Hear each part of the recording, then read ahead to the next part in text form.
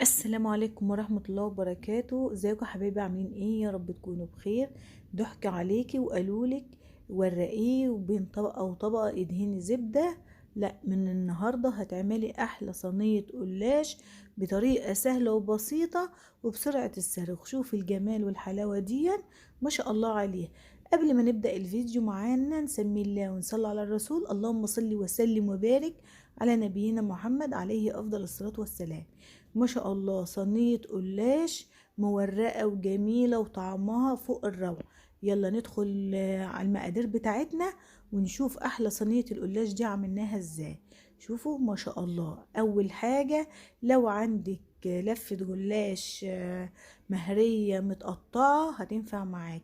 انا طبعا لفة القلاش بتاعتي كانت صبحة، فهنقطعها قطع صغيرة كده بالطريقة دي لغاية لما تبقى فتافيت صغيرة.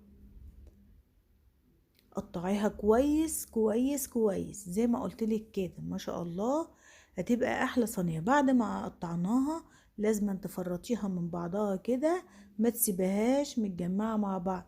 عايزينها ورقة ورقة كده بالطريقة.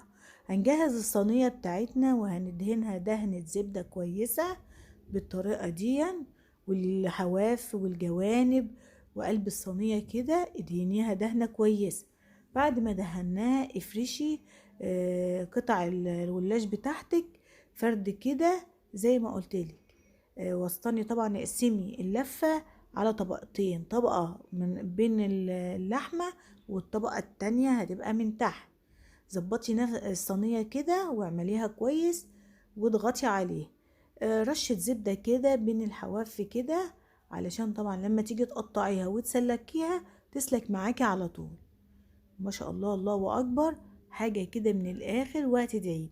اللحمة المفرومة طبعا احنا كنا معصجينها معاكم في الفيديو اللي فات، ودي كانت فايضة مني فعملت بيها صينية جلاش. ما شاء الله عليه.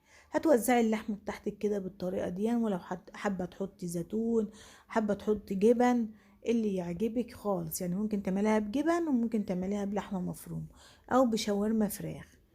الطبقة التانية طبعا هنفرد بقية الجلاش بتاعنا ونظبط. والتشريبة بتاعتنا عبارة عن حليب وقشطة وعدد 2 بيضة، وهنضربهم في بعض جدا لغاية لما يبقوا كريمي كده. ملح وفلفل اسمر بس البهارات بتاعتنا. هتسقي الصينية بتاعتك كده وتشربيها وتدخليها على فرن درجة حرارة 200 وادعيلي. ما شاء الله شوفوا الجمال. حاجة كده من الآخر. هتقطعيها بقى كده، احنا بنقطعها بعد ما بتخرج من الفرن عشان احنا مفتفتين القلاش بتاعنا. شوفوا ما شاء الله. حاجة كده من الآخر وطعم وريحة روعة جدا. هتنفعك في عزومات رمضان، هتنفعك في الفطار، وولادك هيحبوها ويعشقوها ويطلبوها منك تاني. بعد ما قطعتها كده بالطريقة دي، يلا اوريكم شكلها من جوه. ما شاء الله عليها. هنقطعها ونحطها في طبق كده وهوريكم شكلها. اوعي تنسي اللايك والشير لكل حبايبك يا اخواتي يا غاليين، ودعوة حلوة كده من قلبكم لأكلك أحلى مع ولاء. ما شاء الله. شوفوا ما شاء الله. ما شاء الله. يعني شوفي أكنك بتاكلي صينية رقاق تانية. شوفوا حاجة كده من الآخر. طبعا احنا صايمين فمش هندوه، فأنا حبيت أوريكم شكلها. ما شاء الله. شوفوا. ممكن تحطي تاكلي جنبها بطاطس شيبسي او بطاطس محمرة او اي حاجة انت حباها. ما شاء الله. شوية خضرة كده بنكسر اللون عشان تدي شكلها الجميل. وده كان فيديو النهاردة يا حبايبي، والسلام عليكم ورحمة الله وبركاته يا احلى متابعين. سلام.